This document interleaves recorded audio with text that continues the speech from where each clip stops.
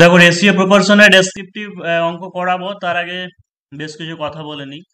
যে সবার যে সমস্যাটা হচ্ছে, আমরা মানে এখন বর্তমানে সব এমসিকিউ প্যাটার্ন হয়ে যাওয়াতে যে শর্ট টিক মেথড, মানে বা সমস্ত পরীক্ষার ক্ষেত্রে সবই তো এমসিকিউ, মানে ওখানে তার পুরো দেখাতে হয় না, সব টিক মারতে হবে। তো এই কারণের জন্য সমস্যাটা হয়ে যাচ্ছে। মানে ইউটিউব বলো বা যে কোনো জায়গায় বা বিভিন্ন বই, ওখানে সেই ট্রিক্স মেথড করা থেকে ট্রিক্স অ্যাপ্লাই করা থাকছে, সেখান থেকে শিখছো। দিয়ে অঙ্ক যখন তোমরা প্র্যাকটিস করছো, অঙ্কটার যে অন্তর্নিহিত মানে, অর্থাৎ আসল ভাবে কিভাবে হচ্ছে মানে বুঝছো না তোমরা বেশিরভাগ জন। ওই এইরকম আছে তাহলে এরকম ভাবে করে দিতে হবে, মানে এই যে একটা প্যাটার্ন, মানে প্যাটার্নকে মুখস্থ করে নেওয়া, মানে একটা টাইপকে মুখস্থ করে নেওয়া, এই জিনিসটা হচ্ছে তোমাদের। এই কারণের জন্য কিন্তু অসুবিধাটা হচ্ছে। আমি সেদিকে অফলাইনে গিয়ে একটা দেখলাম যে অঙ্ক আমার চ্যাপ্টার শেষ হয়ে যাচ্ছে, পুড়িয়ে নিচ্ছি, দিয়ে তারপরে যখন একটু হয়তো আলাদা অন্য রকমের অঙ্ক দিচ্ছি তখন আর করতে পারছে না। মানে ওরা ওরা আবার তোমরা সবাই কি করছো, একটা টাইপকে মুখস্থ করছো, কিন্তু অঙ্কটাকে আগে ভালো করে বোঝো। আর কিছু জন আছো যারা ভাবছো যে প্রিলিটাকে আলাদা হিসেবে দেখছো, মানে প্রিলির জন্য আলাদাভাবে ম্যাথ প্র্যাকটিস করছো, মেনের জন্য আলাদা ম্যাথ প্র্যাকটিস করছো। এটা আবার কি ধরনের কথা? ধরো আজকে যেমন আমি রেশিও প্রপোর্শনের যে মুদ্রার অঙ্কের যে জিনিসগুলো করাবো, তোমরা কি করছো এই ব্যাপারটাকে, যে আমি যখন এক্স ধরে করাচ্ছি বা ডেসক্রিপটিভে করাচ্ছি সেটাকে আলাদাভাবে নিচ্ছ, আবার হচ্ছে প্রিলির জন্য আলাদাভাবে নিচ্ছ। আরে ডেসক্রিপটিভ কনসেপ্টটা শিখে গেলে ওটাই তোমার সহজে হয়ে যাবে, মানে ওটাই প্রিলির জন্য হয়ে যাবে, শর্টকাটে হয়ে যাবে।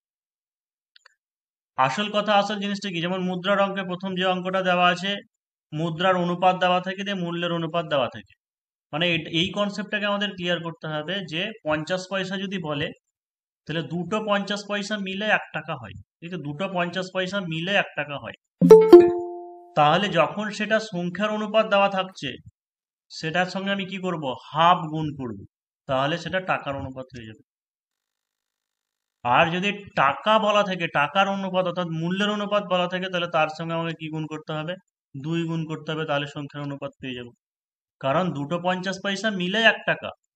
তাহলে 50 পয়সা যখন হচ্ছে বলছি, আর যখন সেটাকে টাকা হিসেবে বলছে, তো টাকা হলে তার মানটা কমে যাবে।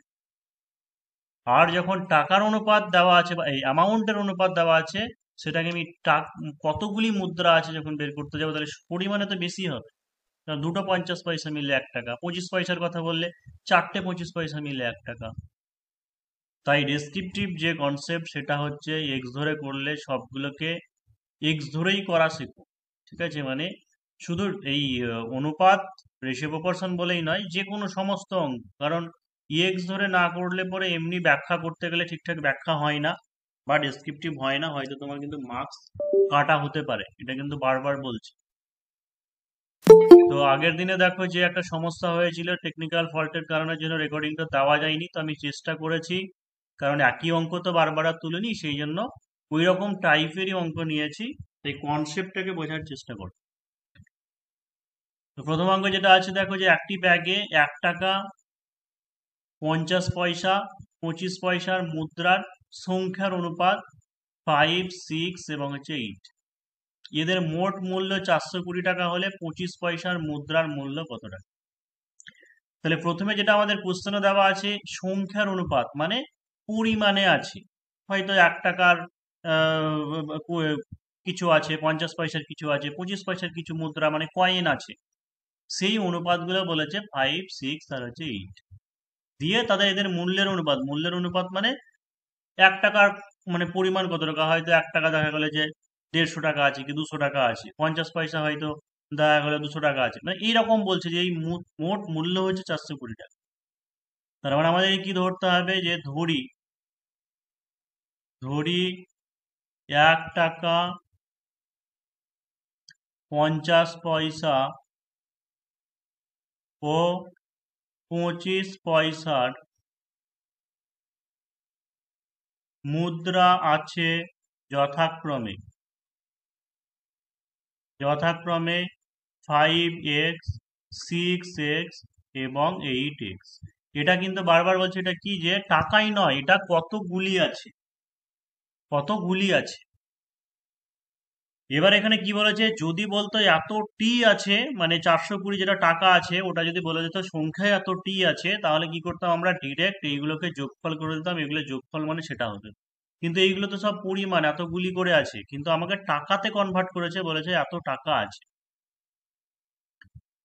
তার মানে কি হচ্ছে যে শর্তে দেখো যে 5x, মানে একটা 1 টাকা মানে কি 1 টাকা, দুটো 1 টাকার কয়েন মানে 2 টাকা, তিনটে 1 টাকার কয়েন মানে 3 টাকা, চারটে 1 টাকার কয়েন মানে 4 টাকা, পাঁচটা 1 টাকার মানে যতগুলি টাকা থাকবে তার মান, মানে যতগুলি 1 টাকার কয়েন থাকবে তার মান ততটা। সেই কারণে কি করবো, 5x এর সঙ্গে যদি তুমি 1 গুণ করো, এটা টাকাই হয়ে গেল। যোগ 6x, এটা কি আছে 50 পয়সা। তাহলে 6x মানে কি বললাম, এখানে ব্র্যাকেটে পাশে লিখতে পারো যে 50 পয়সা, 50 পয়সার মান কত হয়, মানে হচ্ছে 50/100 টাকা, মানে হচ্ছে হাফ টাকা। সেই কারণে 6x এর সঙ্গে কি করবো, আমি হাফ গুণ করবো, এটা টাকায় হয়ে গেল। প্লাস 8x কি দেওয়া আছে, ওটা 25 পয়সা দেওয়া আছে। তাহলে দেখো 25 পয়সা সমান কি হয়, 25 পয়সা সমান মানে হচ্ছে 25/100 টাকা, মানে হচ্ছে 1/4 টাকা। তাহলে এর সঙ্গে আমি কি গুণ করবো, 1/4, এটা সমানই হচ্ছে 420। তাহলে এটা সেম যদি ঘুরিয়ে দেওয়া থাকতো যে মূল্যের অনুপাত দেওয়া আছে দিয়ে সংখ্যা বের করতে হবে, তাহলে তখন হাফকে উল্টে দিয়ে 2 গুণ করবো 50 পয়সা হলে, 25 পয়সা হলে 1/4কে উল্টে দিয়ে 4 গুণ। তাহলে এই কনসেপ্টটাকেই ভালো করে বুঝে নাও যে 50 পয়সা মানে হাফ টাকা হয়, 25 পয়সা মানে 1/4 টাকা। যদি তোমাকে 10 পয়সা বলে তাহলে কি করবো, 10/100 মানে হচ্ছে 1/10 টাকা। যদি তোমাকে 20 পয়সা বলে 20/100 মানে হচ্ছে 1/5 টাকা।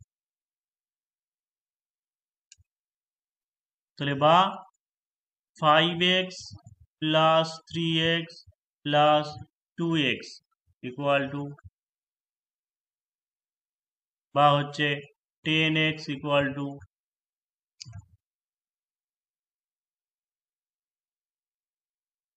বা x ইকুয়াল টু হচ্ছে তাহলে 42। এবার আমাদের কি জানতে চেয়েছে, কোশ্চেনে জানতে চেয়ে 25 পয়সার মুদ্রার মূল্য কত। ঠিক আছে, কোশ্চেনটা ভালো করেছে, 25 পয়সার মুদ্রার মূল্য কত। তাহলে 25 পয়সার মুদ্রা আমরা ধরেছি 8x, 8x মানে কি, ওটা পরিমাণে বোঝাবে যে এতগুলি কয়েন আছে, দিয়ে সেটাকে আবার টাকাতে কনভার্ট করতে হবে। তাহলে কি করবো, যে অতএব 25 পয়সার মুদ্রার সংখ্যা 8x, মানে 8 × 42, এটা টি হবে, মানে এতগুলি আছে, মানে হচ্ছে 336টি। তাহলে এটাকে যে টাকাতে কনভার্ট করতে যাই কি, 25 পয়সা মানে কি বললাম, 1/4 টাকা, মানে যত টি আছে তার অ্যামাউন্ট হলে কত হবে, 1/4 দিয়ে গুণ করতে হবে, মানে তার 1/4 অংশ, তা আছে 59। স্যার 84 হবে তো? এটা 84 হবে তো। হুম, এই আরে 336 আছে, 4 × 8 = 32, 4 × 4 = 16, 4 × 8 = 32, 4 × 4 = 16, 84। তাহলে হয়ে গেল।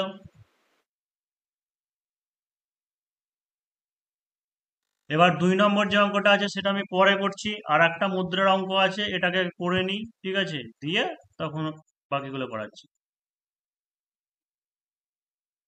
যে 50 পয়সা, 25 পয়সা, 10 পয়সা মুদ্রার মূল্যের অনুপাত 5:3:1, 240টি মোট মুদ্রা থাকলে কোন মুদ্রা কয়টি আছে।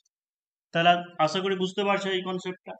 আগেরটাতে বলা ছিল সংখ্যার অনুপাত, আর এখন এবার কি বলে দিয়েছে, মূল্যের অনুপাত। এখন মূল্যের অনুপাত বলে দিয়েছে, ঠিক আছে, মূল্যের অনুপাত।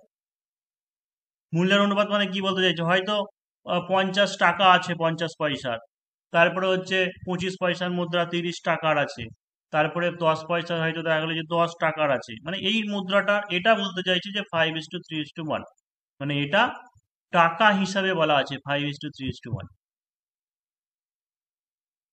তাহলে আমরা কি করবো, যে ধরি সেই একই, মানে যেখান থেকে অনুপাত রেশিও বলা থাকবে সেখান থেকে আমাদেরকে ধরে নিতে হবে, যে ধরি 50 পয়সা 25 পয়সা ও 10 পয়সার মূল্য যথাক্রমে 5x, 3x এবং x। ঠিক আছে, 5x, 3x এবং হচ্ছে x। তাহলে দেখো যে 50 পয়সার মুদ্রার সংখ্যা কত হবে? 50 পয়সার মুদ্রার সংখ্যা 5x গণিত কি করব, কারণ দুটো 50 পয়সা মিলে 1 টাকা হয়, তো কি করবো 5x গণিত 2 সমান হচ্ছে 10x। তারপরে কি আছে যে 25 পয়সা মুদ্রার সংখ্যা কি করব 3x, মানে ওটা অ্যামাউন্ট হিসাবে আছে, তাহলে 25 পয়সা মানে চারটে 25 পয়সা মিলে 1 টাকা হয়, তাহলে কি করব 4 গুণ করব, মানে হচ্ছে 12x। আর হচ্ছে 10 পয়সার মুদ্রার সংখ্যা কত আছে, x আছে, তাহলে 10 পয়সা মানে কি 10টা 10 পয়সা মিলে 10 10 100, 10 গুণ করব সমান হচ্ছে 10x।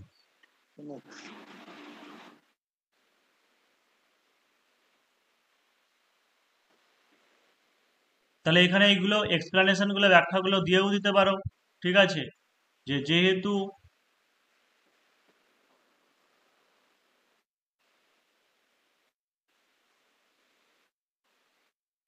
দুটি 50 পয়সার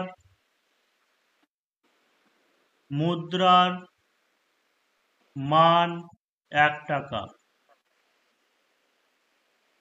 তারপরে 25 পয়সা দেওয়া ছিল, মানে হচ্ছে কি যে চারটি 25 পয়সার মুদ্রার মান 1 টাকা,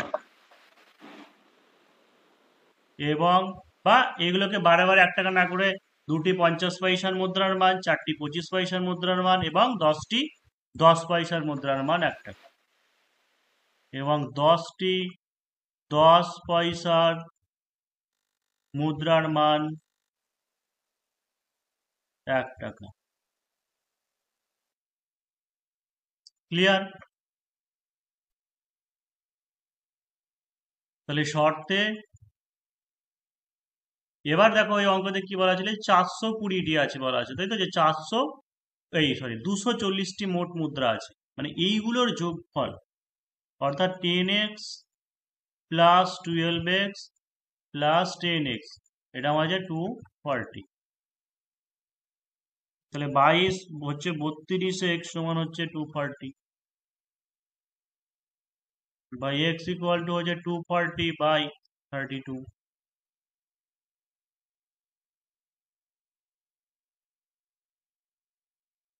এটা কাটাকুটি হবে না, ফ্র্যাকশনে আসবে, দেখো 12 20 এই 8 দিয়ে যদি কাটি 30 বাই হচ্ছে 4, 7.5 হবে। 2, ঠিক আছে, 15/2 থাক, 7.5 করার দরকার নেই, কারণ এখানে কাটাকুটি হয়ে যাবে। আমাকে অঙ্ক জানতে চাইছে যে কোন মুদ্রা কটি আছে, এখানে হচ্ছে কোন মুদ্রা কটি আছে, মানে এই যে সংখ্যার অনুপাত যেটা দেওয়া আছে এখানেই আমাদের বসাতে হবে কোন মুদ্রা কটি আছে। তাহলে 50 পয়সা 10x, তাহলে অতএব 50 পয়সার মুদ্রার সংখ্যা 10 ইন্টু 15/2t, মানে হচ্ছে 75টি। 75। 25 পয়সার মুদ্রার সংখ্যা কত হয়েছিল 12x নাকি, 12 ইন্টু 15/2 90টি।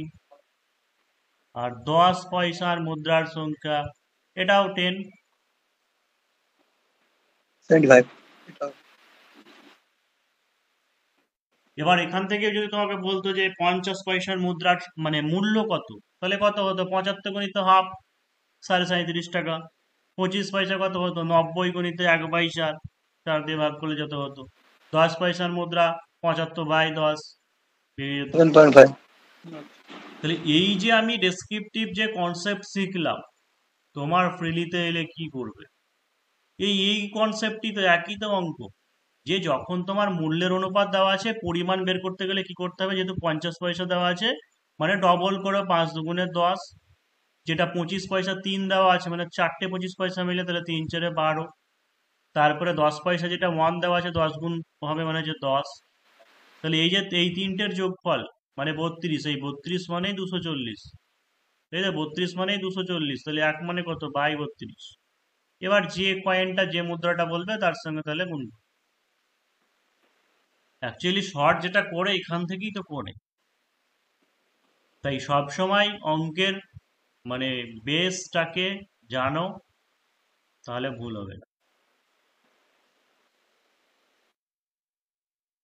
এবার দেখো 2 নম্বরে অঙ্কটা, এটা ভীষণ ইম্পর্ট্যান্ট আছে। এটা তোমার হচ্ছে মিসলেনিয়াসের প্রিভিয়াস ইয়ারের অঙ্ক। মিসলেনিয়াসের প্রিভিয়াস ইয়ারের অঙ্ক মানে কঠিন খুব একটা নেই, কিন্তু ওরই মধ্যে পরীক্ষার সময় একটা হয়তো ভুল টুল হয়ে যাওয়ার সম্ভাবনা থাকতে পারে, বা হয়তো কিভাবে করবে লিখে সেটা একটা প্রবলেম। যে গোটা পৃথিবীর স্থল ও জলের অনুপাত 1:2, উত্তর গোলার্ধে স্থল ও জলের অনুপাত 2:3, দক্ষিণ গোলার্ধে জল ও স্থলের অনুপাত কত? তাহলে একটা জিনিস একটা মনে রাখতে হবে, এখানে স্থল জল দেওয়া আছে, এখানেও স্থল জল দেওয়া আছে, লাস্টে আবার দক্ষিণ গোলার্ধে জল ও স্থলের অনুপাত বলে দিল। তো কোশ্চেনে যেমন ভাবে বলা থাকবে সেই অনুযায়ী কিন্তু বের করবে। মানে জল স্থল দেওয়া আছে তাহলে জল স্থল হিসেবেই করবে, আগে জল তারপরে স্থল, সেটাই করবে। যে গোটা পৃথিবীর স্থল ও জলের অনুপাত, তাহলে ধরি যে গোটা পৃথিবীর, কি ধরবো বলো, গোটা পৃথিবীর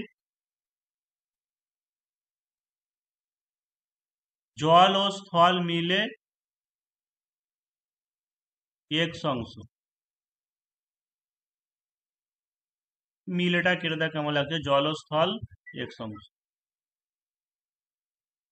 ঠিক আছে, জল ও স্থল x অংশ মিলে মানে গোটা পৃথিবী, বা গোটা পৃথিবীটা হচ্ছে x অংশ।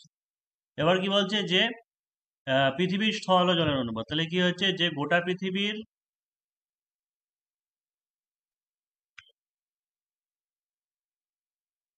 তাহলে স্থল কত হবে, x গণিত 1/3, তাই তো? তাহলে জল কত হবে, x গণিত 2/3। এবার বলছে উত্তর গোলার্ধে স্থল ও জলের অনুপাত 2:3, তাহলে দক্ষিণ গোলার্ধে জল ও স্থলের অনুপাত কত? তার মানে গোটা পৃথিবীটা ধরে নিলাম এক্স, এবার উত্তর গোলার্ধ দক্ষিণ গোলার্ধ বলছে, তাহলে কত হবে, মানে উত্তর গোলার্ধ টোটাল অংশটুকু কত হবে, হাফ হয়ে যাবে অর্ধেক, মানে x/2। দক্ষিণ গোলার্ধ কত হবে, x/2। তাহলে কি করব যে উত্তর গোলার্ধ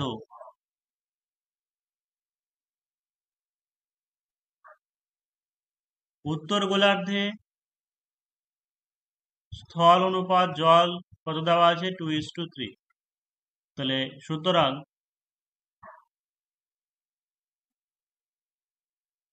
উত্তর গোলার্ধের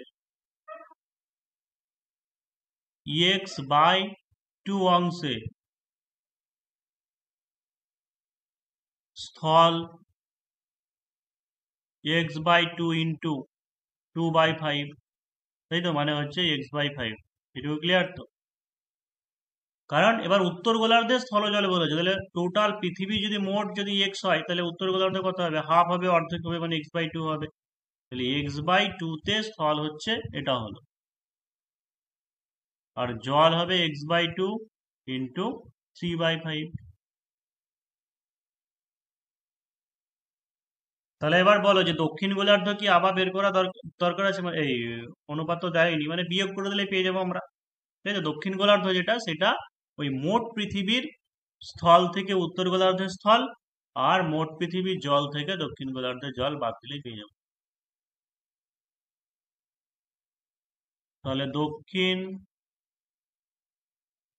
দক্ষিণ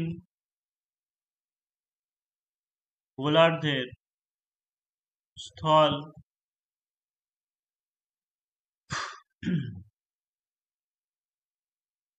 তাহলে টোটাল মোট স্থলভাগ কত বেরিয়েছিল, মোট স্থলভাগ হচ্ছে x/3, তাহলে x/3 থেকে তুমি x/5 বাদ দাও।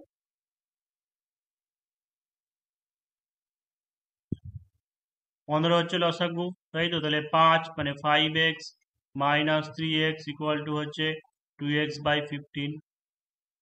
আর জল, পৃথিবীর মোট জল কত ছিল? 2x/3, 2x/3 থেকে 3x/10।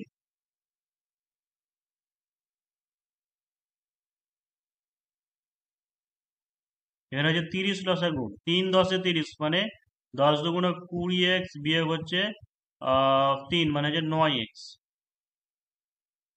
তোমার হচ্ছে 21x বাই হচ্ছে 30। তাহলে 11x এই কত হচ্ছে 11, হ্যাঁ, 11 হবে। 11x বাই হচ্ছে 30। এবার তাহলে আমরা প্রথমে একটা জিনিস বলেছিলাম যে অঙ্কে কি দেওয়া আছে, মানে শেষে উত্তরে কি বের করতে বলেছে? জল ও স্থল। প্রথমে দুটো অঙ্ক দুটোর ক্ষেত্রে বলে দেখো স্থল জল বলে দিয়েছে, ঠিক আছে? এখানে স্থল জল বলেছে, কিন্তু আনসার যেটা চেয়েছে সেটা হচ্ছে জল ও স্থলের অনুপাত। তাহলে সেইভাবে বের করবে। তাহলে অতএব দক্ষিণ গোলার্ধে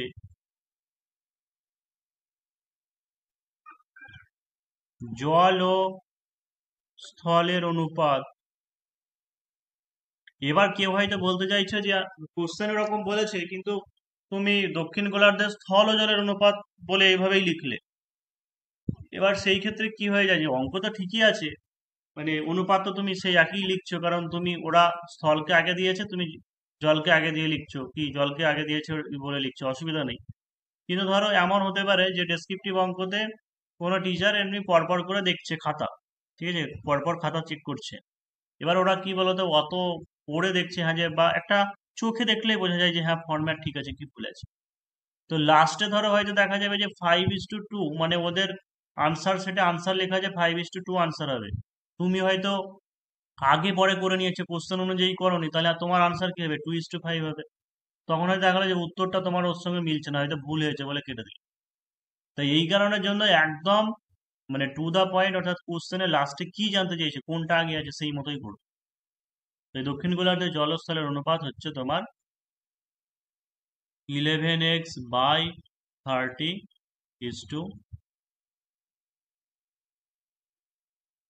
2x/15।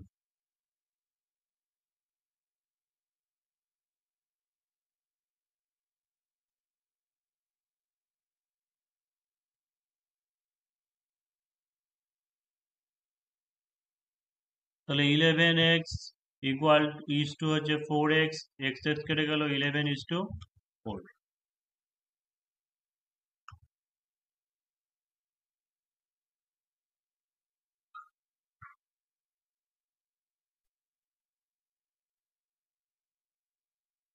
এইটা হচ্ছে মিসলেনিয়াসের অঙ্ক। মিসলেনিয়াস কেন দিচ্ছি, তার কারণ ডেসক্রিপটিভ তো শুধু মিসলেনিয়াস ওয়েস্ট বেঙ্গলের পরীক্ষার মধ্যে, আর হচ্ছে এসআই এর আছে, ক্লার্কশিপের ক্ষেত্রে আছে শুধু বাংলা ইংরেজি। শুধুমাত্র এখন পৃথিবীতে এই দুটো পরীক্ষায় ইউপিএসসির ক্ষেত্রে হয়তো থাকে, কিন্তু অতটা তাও এরকম যেমন ডিটেলসে বিশেষ করে মিসলেনিয়াস বা এরকম থাকছে, ওখানে এরকম ভাবে পড়তে হয় না। তো এই দুটো পরীক্ষায় বলতে পারো যে একটু আলাদা ধরনের। তো a/b ইকুয়াল টু 2/3 বা 2:3, b/c মানে 4:7 এটা দেওয়া আছে। এটা বিভিন্ন জন বিভিন্ন রকম করে করে, নিচে ছক টক করে করে নেয়। হ্যাঁ, কিন্তু ডেসক্রিপটিভে অন্যভাবেই করতে হয়, আমি যেটা বলছি সেইভাবেই করো। মানে a/b ইকুয়াল টু আছে কত? 2:3, b/c আছে 4:7, আর c/d হচ্ছে 5:6। তাহলে a অনুপাত b অনুপাত c অনুপাত